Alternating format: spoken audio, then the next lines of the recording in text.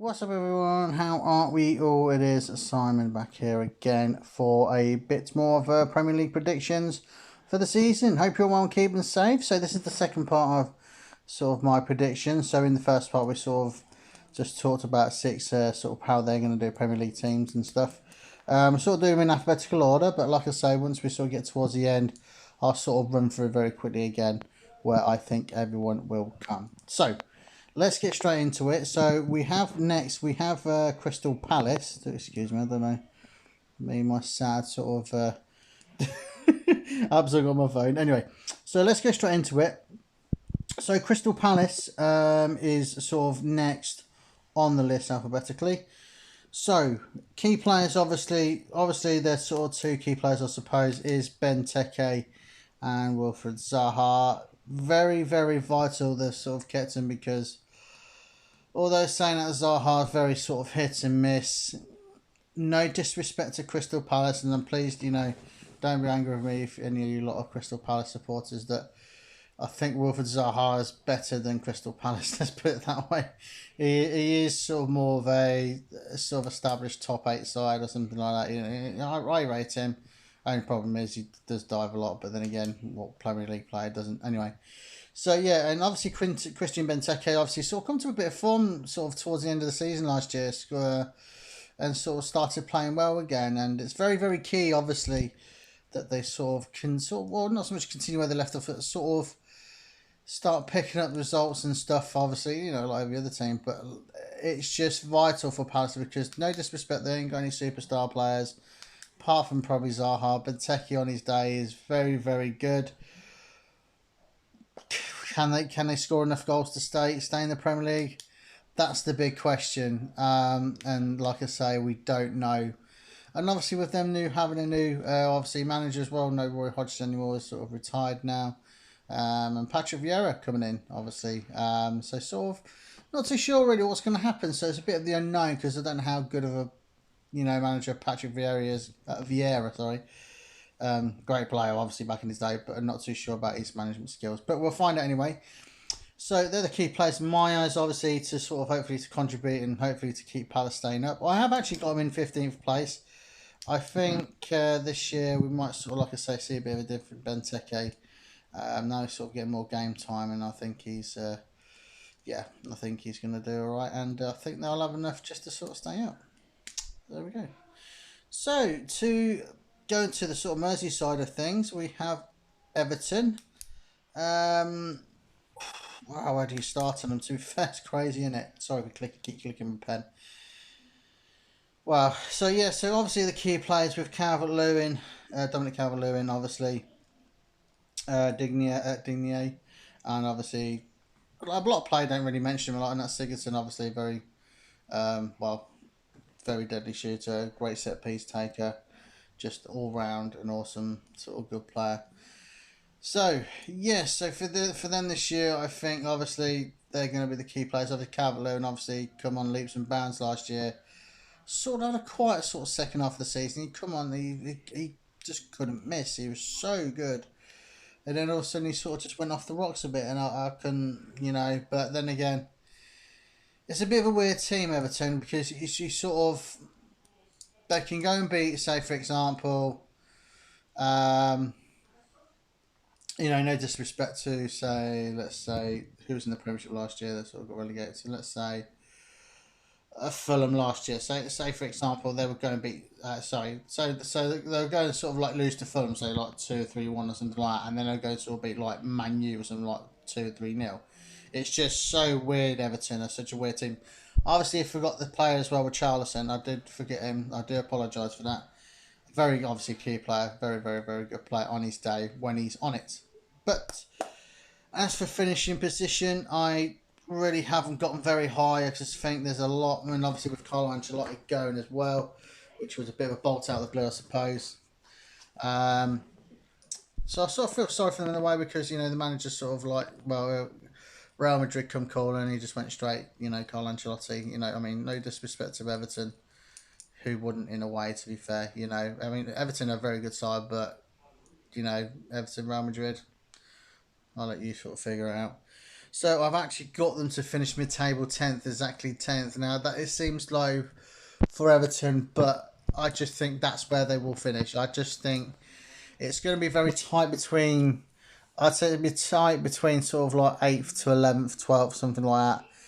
I think sort of like the top sort of 6 to 8 sort of speak for themselves just by going the last 2, 3 seasons, I think. And yeah, so good luck to them, must I say. Cracking side on their day. But, you know, we'll see what happens. So, getting to the next team, we have Leeds United. So, very, very good to watch. Very attacking minded, very open play team. Very, like I say, very good to watch. Obviously took my team apart last year, which was sort of not embarrassing because Leeds are they're just so good. I mean, Leeds are so unbelievable. I mean, they can go and score 3 goals but concede about 5. So it's just they're sort of such a good side to watch, and you know, obviously Bielsa, great manager, obviously. It's like I say, it was nice to see Leeds back in the Premiership. I mean, for a big club like Leeds, that's where they deserve to be. I mean, I know obviously there's a lot of big clubs, you know, sort of still in the Championship, League One, whatever sort of thing. Like, well, the one that comes to mind is sort of like Nottingham Forest, even though. Anyway, I won't go into it. So sort of like other big teams in there as well. But like I say, I think they're going to do all right again this year. I don't think they're going to sort of be thereabouts. Obviously, I think there's the potential chance of getting a European spot. You never know with them. I should have really sort of put them a little bit higher than they did. I got them sort of quite lowish. But the key players, obviously, like I say, obviously Patrick Bamford, Rafinha, he's been linked with, I mean, a lot of big teams. No disrespect to Leeds. He's been linked with bigger clubs. And obviously Calvin Phillips, who obviously was a mega star in the Euros this year. And fair play to him, sort of no disrespect to Leeds. I'm sort of I would have thought he'd been snapped up, but obviously he's sort of dedicated to his Leeds because there's sort of a story which I've been told from a friend who supports Leeds and stuff, and there's reasons why he's not leaving Leeds, but that's fair enough. So yeah, so like I say, I've actually got him positionally to finish 11th, so it's not very sort of high. So I've got him actually below mid-table. Like I said, literally just a minute or two ago, between sort of like 9th, 10th, 11th, 12th, probably 13th, it's going to be very, very tight. And it could be, you know, because I had Everton, like I said, in 10th. Leeds could finish 10th. I'm just going by what I predict at the end of the day and what I think could happen. But looking forward to seeing Leeds again. And looking forward to see what's going on with them. And obviously, see if they can progress anymore. Good to see him. So, coming to my team, the team I support, the team I love the most, Leicester City. I'm not going to go on forever about them because people probably think, oh, you're going to go on about them forever now. No, I am not. Probably just for a minute or two. And then I'm going to leave it there. So, obviously, there's a lot of few new signs so far come in. Obviously, with a lot of, obviously, 2 lots of bad sort of news is, sort of one sort of bad news, one horrific news, obviously, with sort of, let's say, Johnny Evans out, and obviously for Wesley Fofana in that freaking incident. He got a complete way, basically got his ankle shattered, didn't he? So he's out for the whole season. So we wish him well, and hopefully he comes back to some sort of time next year. He probably went back to, like I say, next season now. And obviously it's a shame, really, but it is what it is. So, like I say, the key players for me is obviously Jamie Vardy. He's always going to be there. He's not going to play as many games this year. And obviously, because, you know, time's getting on now, and he's, 34 now, 35. He's not getting any younger now, and obviously with the new signing, a few new signings like Samare, you know, and obviously Bertrand, and obviously Patson Decker, obviously sort of meant to sort of be the sort of new replacement sort of for Vardy long term. I mean, he's only 21 years old, I think he is, so looking good. I've only sort of seen a bit of him in the Community Shield, and like I say, we shall see what happens. And obviously, if he does stay, Yuri Tillemans obviously probably the star of Leicester, I suppose, and the star of the show last year, the winner of the cracking goal in the FA Cup. So fair play. I hope he does stay. I want him to stay. You know, there's other key players like Maddison and stuff, but I'm not going to go on about them. Maddison is a player I actually don't want at Leicester, to be fair, because I think he's one of these players. No disrespect, he sort of reminds me sort of a bit like a Paul Pogba. Thinks he's bigger than the club. And no player is, doesn't matter what club it is. So, so after all that, the position I've got Leicester to finish, it probably comes as no surprise. I've got them in the top 6. I've actually got them in 5th place. So, in other words, the best of the rest. I think they'll have another solid season. I still think, like I said, we lack a winger, so we sort of need another winger. But we'll just have to sort of see what happens. But anyway, there we go. So, next on the list in alphabetical order is Liverpool. So, the poor Scouse accent, wasn't it? So, obviously, Liverpool, massive club. A club I've got so much respect for. So what's, well, it's not so much, it's more sort of the fans. I mean, it's not the club, it's the fans, really. Some fans are so bitter about this and that. Obviously, with what happened last year with the injuries and stuff. Injuries, at the end of the day, how I see it all, with it all, injuries, you know, happen for, it's just a part of football. You know, there's other teams last season that went through sort of similar things. Leicester was one of them, and others as well. So you can't sort of, you know, it is what it is. I know it's a bit weird to lose 3 centre-backs, you know, but anyway, but, you know, time moves on and you just got to get on with it. You just got to get on with what you got. As simple as that, innit? So anyway, so for Liverpool, obviously the key players in my eyes obviously is of the 2 obvious ones, which is Virgil van Dijk, which obviously I'm assuming he'll be returning, and obviously Mo Salah, who's obviously been probably their player of the season in the last few years, along with Van Dijk, obviously. So looking forward to sort of seeing them play and see how well they do. Be interesting to see. I still think they sort of lack that sort of killing instinct of a striker.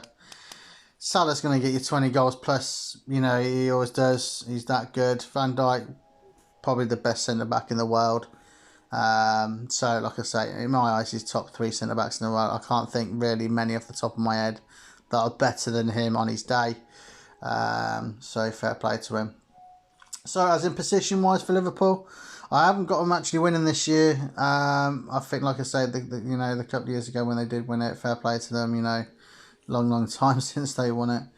I've actually got to finish in 4th, which probably comes as a surprise to people, but it's going to be very tight at the top this year with some of the bigger teams. Well, Liverpool not really spent any money, so, and I suppose that sort of comes into it a little bit. I mean, they've not really spent any sort of mega bucks, but we shall see.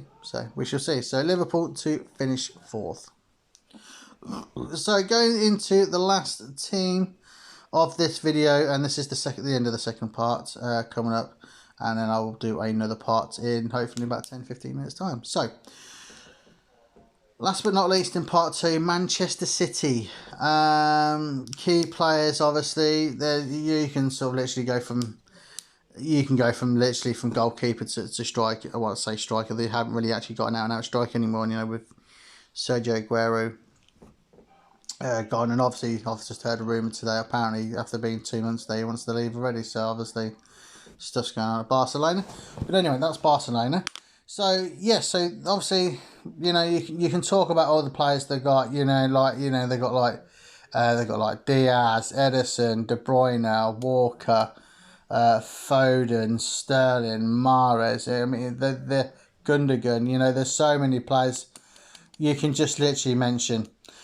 But the sort of the 3 I've sort of picked out, obviously, Phil Foden, obviously, for me, probably the best midfielder that England's got. I think he is that good. I think he's better. Him and Mason Mount are very close, but I think Foden is better than Mount. Not by much though, not by much. But I do rate him very highly. Obviously, you know, probably the best player, one of the best players ever to grace the Premiership. Obviously, not the greatest, but one of the greatest, in Kevin De Bruyne. Such a class player, such a great player. Give him a yard, he'll pass it through, and 9 times out of 10, with the players that Man City got, obviously, they're going to score from his through balls and crosses. So, and obviously the obvious one for me, obviously, is the big money move. which they went for, considering they said they didn't have any money in the bank, but they've gone and spent 100 million on Jack Grealish. It's actually nice to sort of see Jack Grealish. No disrespect to Aston Villa, because they are a good club, they're a big club. I was a bit surprised Man City sort of went in for him, but sort of wasn't surprised at the same time. But fair play, you know, the Aston Villa got a good amount of money, 100 million homegrown player. And fair play to them. And obviously a lot of pressure on his shoulders this year, obviously, with the 100 million price tag on him. And it'll be interesting to see what happens with him. So, but as for where they will finish, I have actually got them to win the Premier League again. I just think they've got probably a little bit too much. I think obviously with the links to Harry Kane as well, if they do get him, it'll only sort of make them even stronger. And, you know, it's just a case, in my eyes, how many points will it be? But we shall see. But anyway, there we go. So Man City to finish first. So that is it for the part 2 of today's video. I will also be back again in about 10 to 15 minutes time, hopefully to do another video for you, but I'm not promising anything. But if not, I shall catch us sometime tonight and give you the rest of my predictions on what I think will happen in the Premiership this year. So that is it. So all take care and stay safe, and like I say to you as always, switch on to my channel, subscribe to Fatboy/Si. Greatly appreciated. Like I say, if you subscribe, smash the like button, and obviously give your thoughts and comments on where every other team will be. So I shall catch you all soon, people. And as like I said again, take care and stay safe, everyone. And I shall see you soon for more Premiership predictions. Bye bye, everyone.